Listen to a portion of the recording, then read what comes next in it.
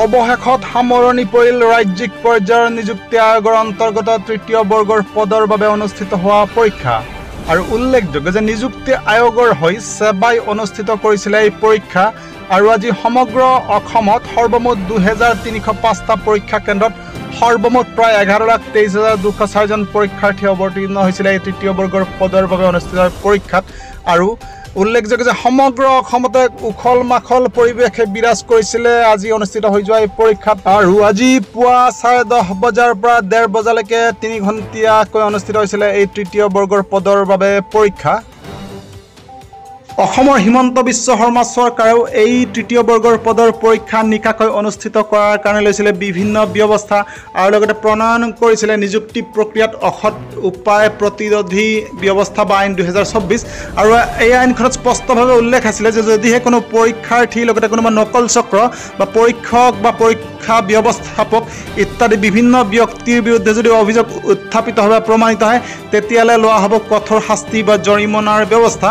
আৰু লগতে আজি প্ৰায় 3 ঘণ্টাতকৈ অধিক সময় ইণ্টাৰনেট সেৱা কৰ্তন কৰা হৈছিলে সমগ্ৰ অসমৰ পৰা এই পৰীক্ষা চলি থকা সময়ত। উল্লেখযোগ্য যে আজিৰ এই পৰীক্ষাত অৱতীৰ্ণ হোৱা পৰীক্ষাৰ্থীৰ সংখ্যাই কিন্তু অসমৰ বৰ্ধিত ভয়াৱহ নিবনুৱা সমস্যাৰ কথাকে প্ৰতিপন্ন কৰিলে। আৰু আজি এই পৰীক্ষাৰ ফলতে আছে যে অসমৰ বিভিন্ন বাট পথ ৰাষ্ট্ৰীয় ঘাইপথ ইত্যাদিত দেখা যায় তীব্ৰ যান-জঁট। আজি পুৱা 10:30 বজাৰ পৰা 1:30 বজালৈকে 3 ঘণ্টীয়াকৈ অনুষ্ঠিত হৈ যায় ৰাজ্যিক পৰ্যায়ৰ নিযুক্তি আয়োগৰ অন্তৰ্গত তৃতীয় বৰ্গৰ পদৰ বাবে অনুষ্ঠিত হোৱা পৰীক্ষা। আৰু উল্লেখযোগ্য যে আয়োগৰ সেই সেৱাই অনুষ্ঠিত কৰিলে এই পৰীক্ষা।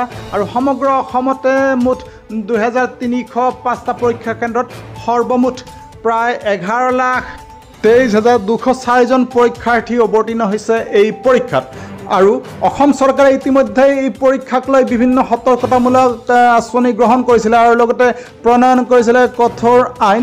আৰু এই ক্ষেত্ৰত এই আইনখনত উল্লেখ আছিলে যে পৰীক্ষাৰ্থী পৰীক্ষক বা পৰীক্ষা ব্যৱস্থাপক সকলোৱে কাৰোবাৰ বিৰুদ্ধে যদি কিবা অভিযোগ উত্থাপিত হয় বা প্ৰমাণিত হয় তেতিয়াহ'লে লোৱা হ'ব কঠোৰ শাস্তিৰ বিধান। আৰু আজিৰ পৰীক্ষাত অৱতীৰ্ণ পৰীক্ষাৰ্থীৰ সংখ্যাই কিন্তু আকৌ এবাৰ দেখুৱালে অসমৰ বৰ্ধিত ভয়াৱহ নিবনুৱা সমস্যাৰ কথা।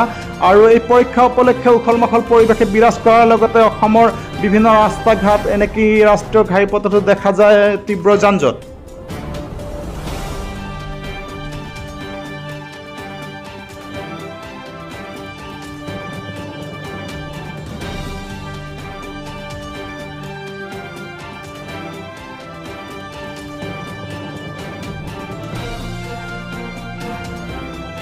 বজালিৰ পৰা উদয়ন নাথৰ ৰিপৰ্ট, নিউজ টাইম 3।